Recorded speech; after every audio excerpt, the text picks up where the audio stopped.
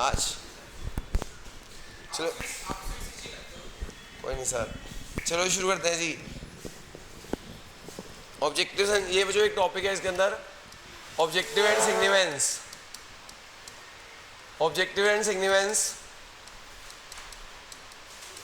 Objective and significance of financial statement analysis.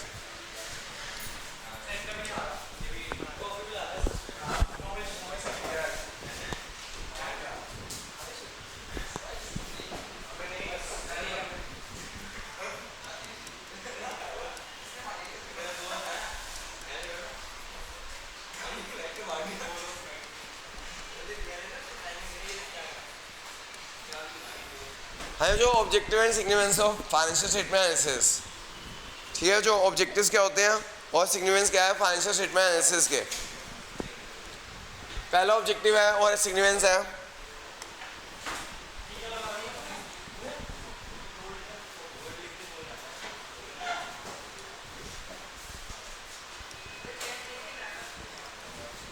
जो पहला objective है assessing the earning capacity of the organization, earning capacity or profitability।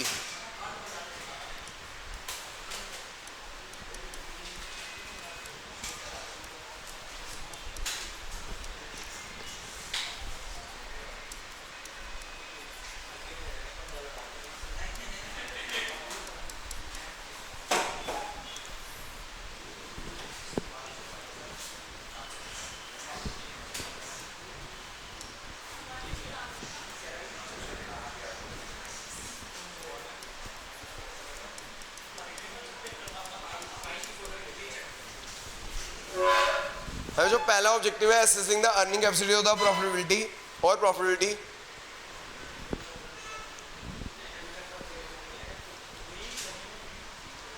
जो financial analysis है ना future की profitability है, हम ना पास्ट के बेसिस पे हम फ्यूचर को क्या कर सकते हैं, प्रिडिक्ट कर सकते हैं। क्या कर सकते हैं? हाँ, तो financial statement analysis helps in, financial statement analysis helps in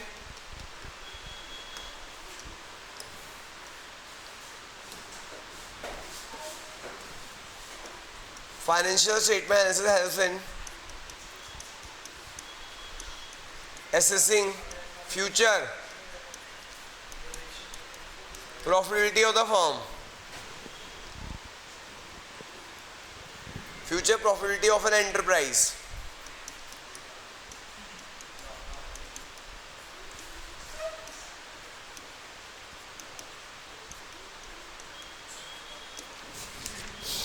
है जो फाइनेंशियल स्टेटमेंट एनालिसिस हम क्या कर सकते हैं, हम पास्ट के बेसिस पे फ्यूचर प्रेडिक्ट कर सकते हैं। क्या कर सकते हैं? समझ की बात। जो एक्सटर्नल यूजर्स होते हैं ना वो इंटरेस्टेड होते हैं, all external users,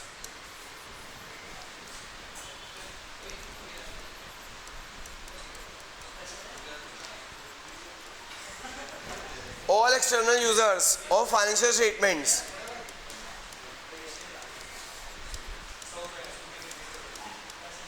all external users of financial statement, especially investors and potential investors,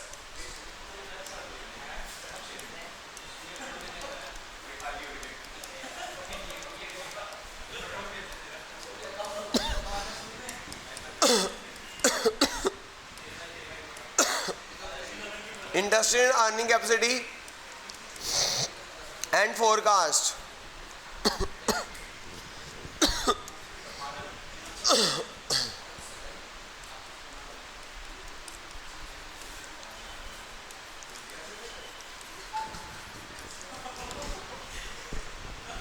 भाई पढ़ ले भाई, तेरे को पैसे देने चाहिए, लड़कियों को लेना चाहिए। है जो ऑब्जेक्टिव क्या है और सिग्निफिकेंस क्या है फाइनेंशियल स्टेटमेंट एनालिसिस का। पहला है असेसिंग द अर्निंग कैपेसिटी और प्रॉफिटेबिलिटी, ठीक है जी। जो फाइनेंशियल स्टेटमेंट एनालिसिस होते हैं वो हम हेल्प करते हैं अर्निंग कैपेसिटी निकालने में या प्रॉफिटेबिलिटी पता करने में फ्यूचर की। हम पास्ट के बेसिस पे फ्यूचर में क्या प्रॉफिट होने वाला है हम वो प्रिडिक्ट कर लेते हैं। और जो आपके जो शेयर होल्डर, जो आपके जो पोटेंशियल इन्वेस्टर्स होते हैं, वो तभी इन्वेस्ट करते हैं कि उन्हें पता है कि फ्यूचर की अर्निंग बढ़ेगी या घटेगी। अब जैसे अदानी का शेयर है, अदानी की कह रहे हैं अर्निंग बढ़ रही है, तो उससे शेयर बढ़ गया आज। क्यों बढ़ गया? क्योंकि कह रहे फ्यूचर उसके प्रोस्पेक्ट, उसे एक दो कंपनियां एक्वायर कर रही है जिससे उसकी अर्निंग्स बढ़ जाएगी फ्यूचर की।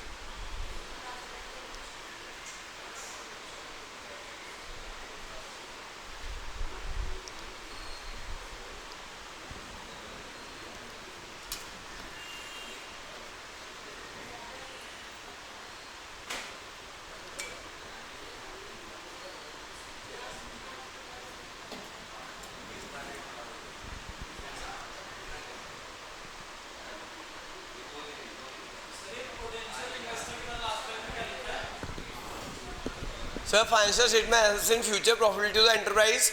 All the external users of financial statement, especially investors and potential investor, interested in earning capacity and forecast. Future में इंटरेस्टेड होते हैं। आप शेयर क्यों खरीदते हो?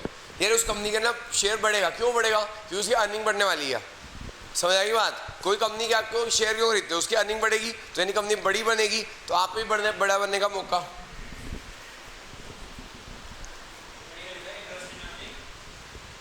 Interest in earning capacity and forecast. Interest in earning capacity and forecast. Interest in earning capacity and forecast.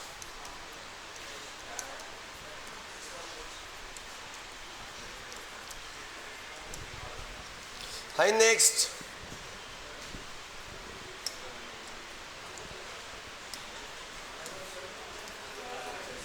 Second point लिखो जी, assessing the short term. भाई पढ़ लो भाई, इसलिए ना ऑनलाइन ज़्यादा अच्छी पढ़ाई होती है। असेसिंग द, सेकेंड पॉइंट लिखना जी,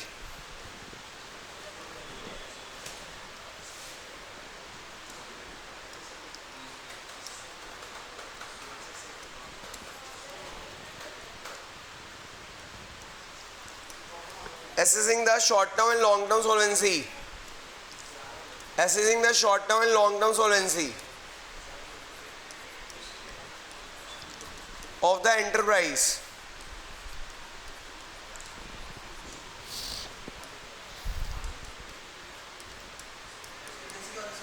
क्या?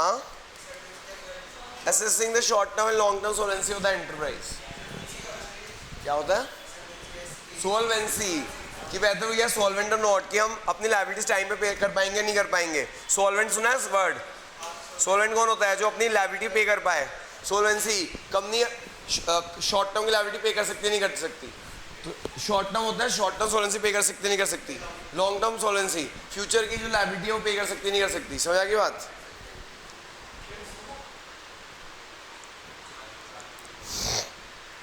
देखो सर, क्रेडिटर्स जो होते हैं ना वो इंटरेस्टेड होते हैं शॉर्ट टर्म में।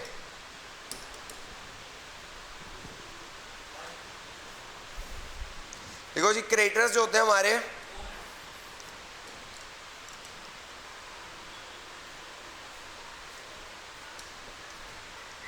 Creditors are interested in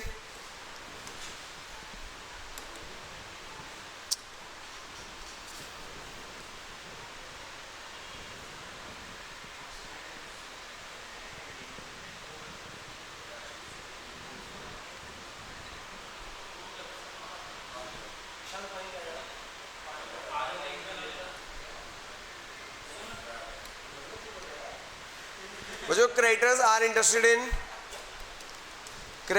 interested in short term solvency. Short term solvency क्या होती है? कि हम अपनी शॉर्ट टर्म लायबिलिटी 12 महीने के अंदर जो लायबिलिटी वो पे कर पाएंगे नहीं कर पाएंगे, तो creditor are interested in short term solvency of the enterprise.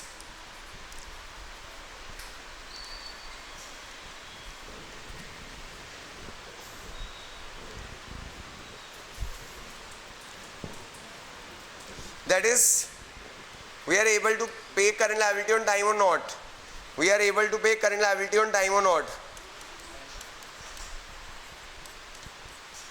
क्या हम अपनी करंट लायबिलिटी टाइम में पे कर पाएंगे या नहीं कर पाएंगे? We are able to pay current liability on time or not.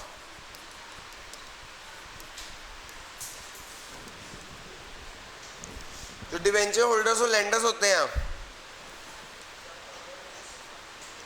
Debenture holders और लेंडर्स होते हैं।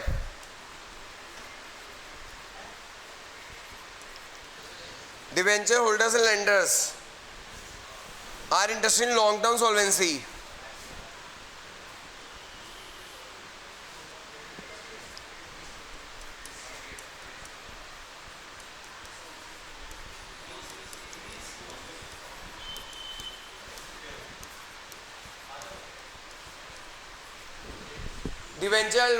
Debenture lenders are interested in long-term solvency.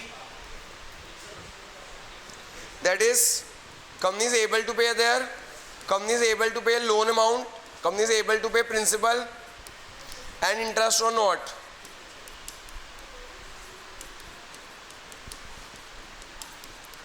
क्या कंपनी एबल टू पे होगी प्रिंसिपल इंटरेस्ट या नहीं दे पाएगी?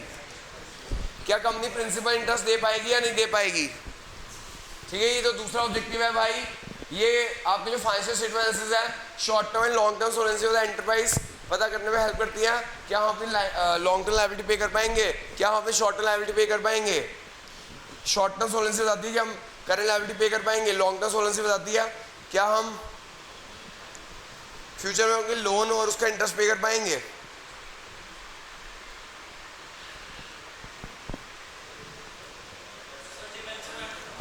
Lenders, debenture holders and lenders.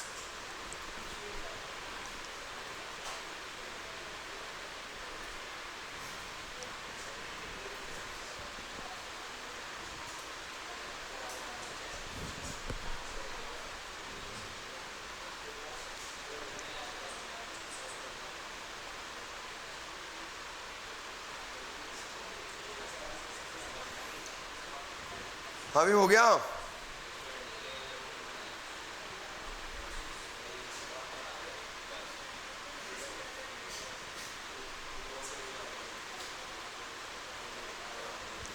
Hello, हो गया क्या?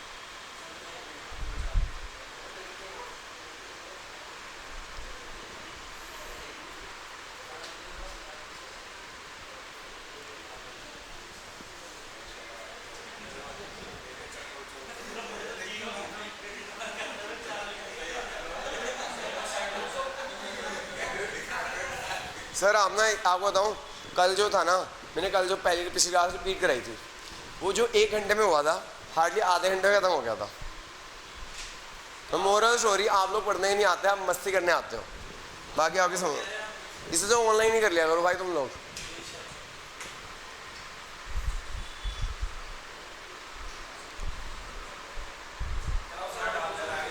नेक्स्ट पॉइंट है इंटरफर्म कंपैरिजन। थर्ड पॉइंट है भैया इंटरफर्म कंपैरिजन। मैंने पिछली क्लास में बताया था इंटरफर्म कंपैरिजन क्या होता है, बताओ क्या होता है? कुछ बस मस्ती करने आते हो, पता है ही नहीं कुछ। पिछली क्लास में बताया था इंटरफर्म कंपैरिजन क्या होता है, 11th में बताया था। हाँ भी बताइए भाई समक्ष, 11th से बताता आ रहा हूँ क्या होता है इंटरफर्म कंपैरिजन, पिछली क्लास में बताया था। हाँ जब एन टू, यानी कि आपको फाइनेंशियल स्टेटमेंट से हेल्प करता है। It helps in comparing the performance of, it helps in comparing the performance of comparison of two business of same type.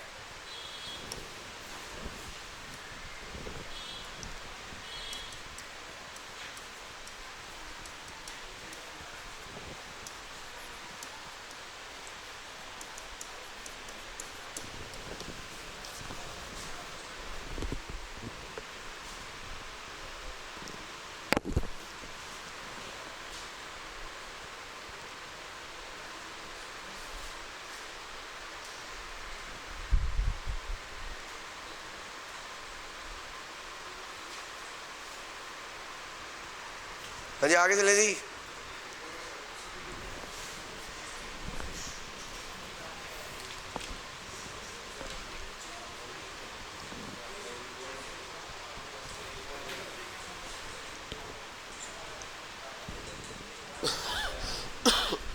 हाँ जी सर मैडम। नेक्स्ट पॉइंट हो गया भाई note. Fourth point, assessing the managerial efficiency. Fourth point है भैया assessing the managerial efficiency.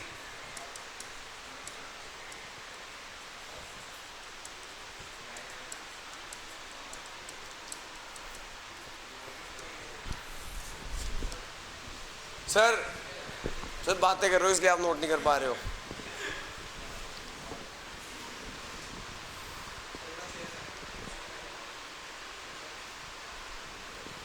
जो assessing the managerial efficiency, managerial efficiency क्या कहती है कि ये financial statement helps in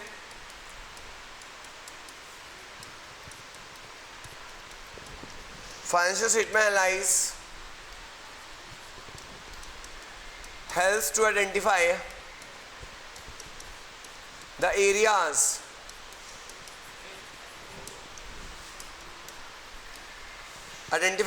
where the manager have been efficient, where managers have been efficient। कहाँ पे मैनेजर एफिशिएंट है and the areas where they are inefficient and the areas where they are inefficient। Areas जहाँ पे वो efficient है और areas जहाँ पे वो इनएफिशिएंट है।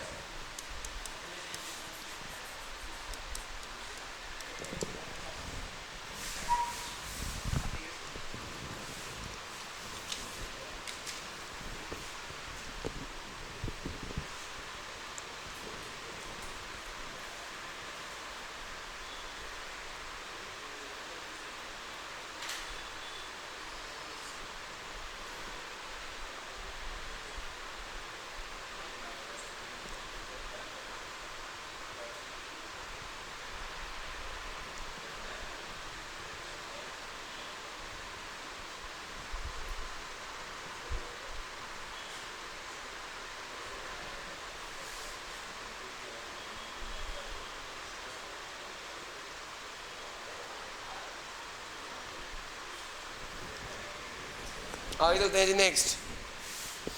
नेक्स्ट पॉइंट है forecasting and preparing budgets. Forecasting and preparing budgets क्या सर?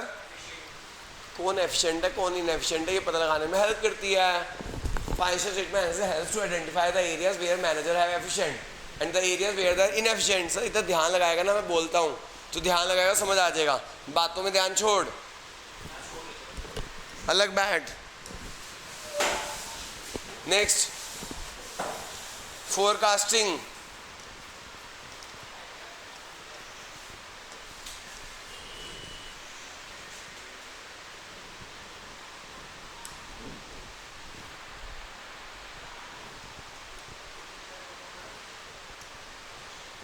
नेक्स्ट पॉइंट है जो फोरकास्टिंग एंड प्रिपेयरिंग बजट्स।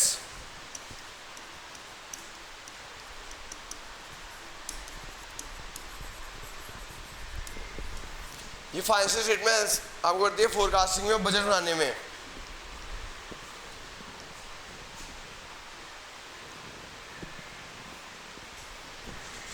पांच financial statement analysis,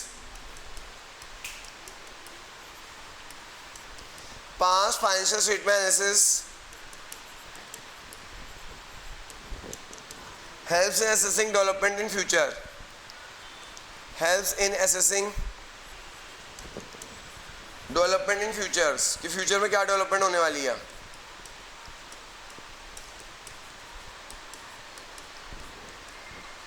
especially next year।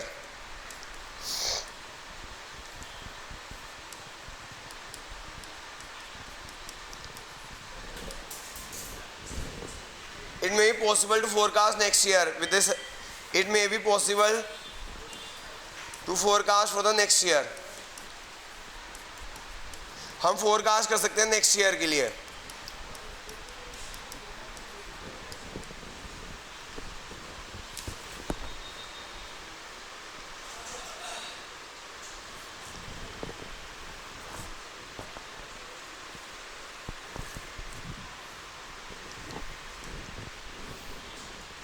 जल्दी लिख लो भाई, लास्ट पॉइंट और लिखवाना है।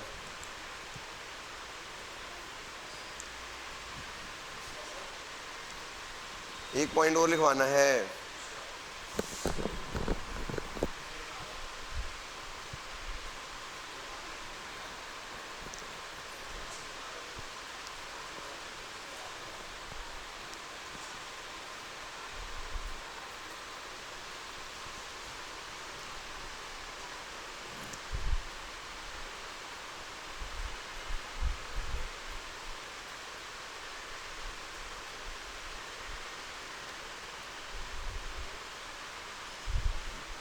हो गया भाई? लास्ट पॉइंट है इसका 6 पॉइंट। सो इतने धीरे करेगा ना, मैं बता रहा हूँ। तो ना तो MW आया कर, क्यों नहीं आता MWF? तो इतने धीरे कर रहे हो, पता नहीं क्या कर रहे हो। थ्योरी लिखवा रहे हो, प्रैक्टिकल थोड़ी करा रहा हूँ मैं। ले भाई मैं ना बैठ जाता हूँ, जब लिख लेना मेरे को बता दियो, कोई दिक्कत नहीं है। अगली क्लास में इस पर ले लेंगे, कोई दिक्कत नहीं है।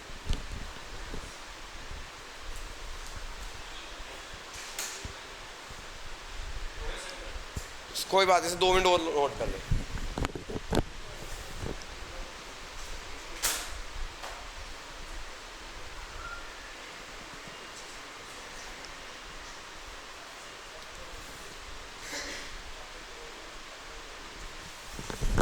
करें सर आगे? नेक्स्ट मैं बैठ जाता हूँ मैडम, कोई दिक्कत नहीं, गप्पे मार लो मैडम, मैं 5 मिनट और बैठ जाता हूँ। भाई नेक्स्ट पॉइंट मैं ना छोड़ रहा हूँ इस टॉपिक के बाद, आगे क्लास में करेंगे। मैं पागल हूँ भाई कि मैं फैमिली के साथ आज वक्त नहीं बता रहा, तुम लोगों के साथ बता रहा हूँ, गलती कर रहा हूँ। नहीं सर कोई बात नहीं सर, मैं छोड़ रहा हूँ ये इस टॉपिक के बाद, कोई खत्म कराना है अगली क्लास में, फिर कंटिन्यू करेंगे चैप्टर 2। इसी बैठते हैं आराम से, कोई थोड़ी हर रोज ना हर क्लास में एक टॉपिक कराते हैं, अगली क्लास में कंटिन्यू करेंगे, मज़ा तभी आएगा ना। आराम आराम से करेंगे, इतनी जल्दी क्या है कोर्स करने की। नहीं सर मैं छोड़ रहा हूँ इस क्लास, मैं नहीं पढ़ा सकता सर, एक्सप्लेनेबल एंड अंडरस्टैंडेबल, पढ़ने में इंटरेस्टेड नहीं है सर, छोड़ रहा हूँ। हाँ जी, फाइनेंशियल स्टेटमेंट हेल्थ, ऐसे एक बार पहले भी हो चुका है, आज फिर छोड़ रहा हूँ। फाइनेंशियल स्टेटमेंट, सॉरी सर अब छोड़ देना पड़ेगा। कोई बात नहीं सर, मैं बुरा मान चुका हूँ और मुझे बुरा मान जाता हूँ तो मान जाता हूँ। Financial statement help the users of financial statements, क्योंकि यहाँ पढ़ने में इंटरेस्टेड नहीं है कोई, गप्पे मारने आते हैं यार रात को, मैं कल ही करा दूंगा sir. Financial statement help the user of financial statement to understand, help the user of financial statement to understand complicated manner in a simplified manner। जो complicated जो चीज़ें होती हैं, complicated matters होते हैं, simplified manner में समझ आ जाते हैं।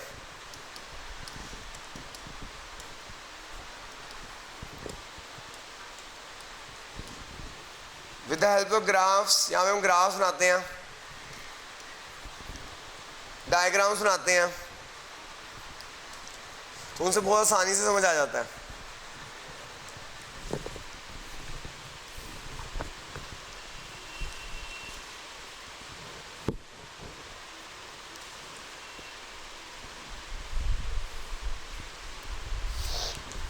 अरे जो हो गया ये, नेक्स्ट देखो जी, टूल्स और techniques, tools or techniques of financial statement analysis।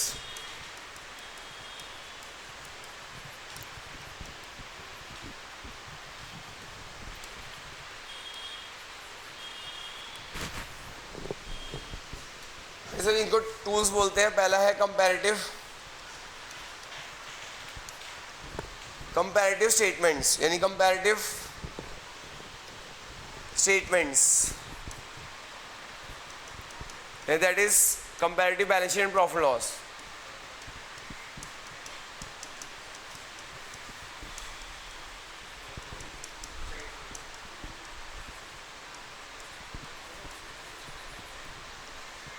comparative balance sheet and comparative P&L account।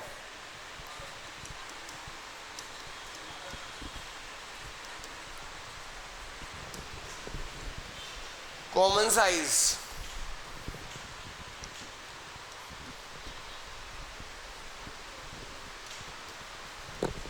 common size statements, that is common size balance sheet,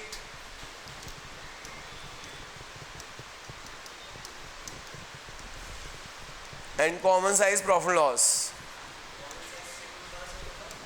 common size statements chapter किया था कंपैरेटिव एंड कॉमन, उसी का वही ऐसा ये है comparative statements, that is comparative balance sheet and profit loss.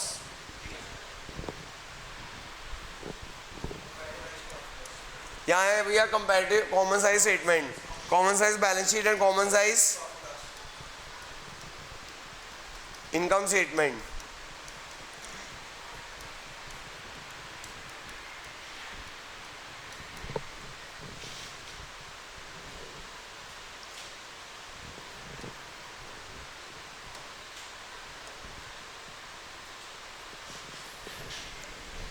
Ratio analysis जो chapter है, ये भी चैप्टर हमने किया कंपैरेटिव कॉमन. एक अगला चैप्टर है ratio analysis. Ratio analysis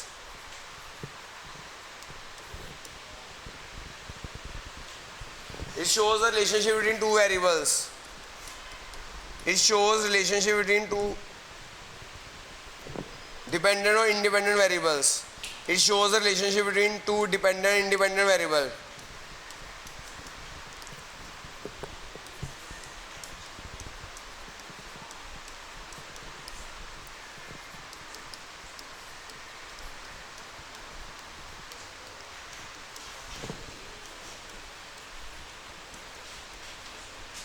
It helps in assessing, ये हमें हेल्प करता है जो assessing the profitability. It helps in assessing the profitability.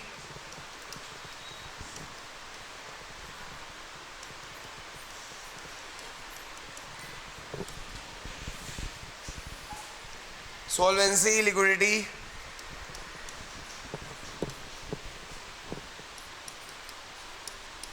and efficiency of enterprise.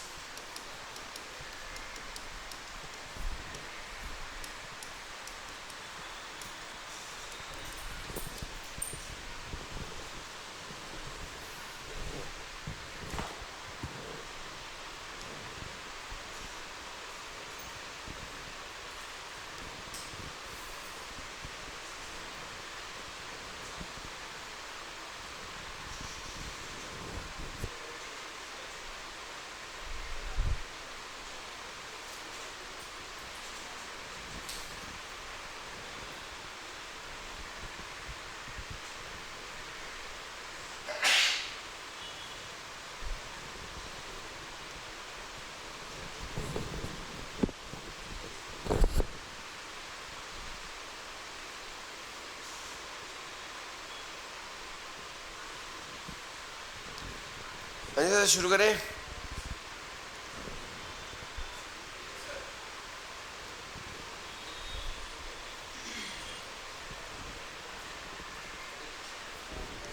अगला है भाई कैश फ्लो स्टेटमेंट. ये टूल्स है जो इनको टूल्स बोलते हैं. ये जो सारे चैप्टर है कंपैरेटिव कॉमन कर चुके हो, रेशियो अगला चैप्टर करना है. एक और चैप्टर है कैश फ्लो स्टेटमेंट, ये भी एक चैप्टर है 8 नंबर का. सर ये भी मुश्किल चैप्टरों में है.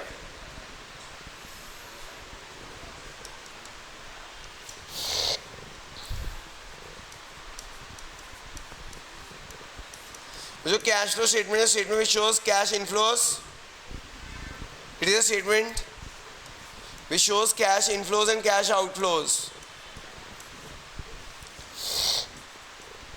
Which shows cash inflows and cash outflows.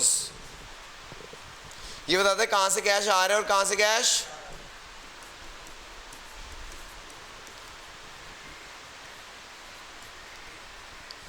From different by classifying business activity into by classifying business activity into 3 parts. By classifying business activity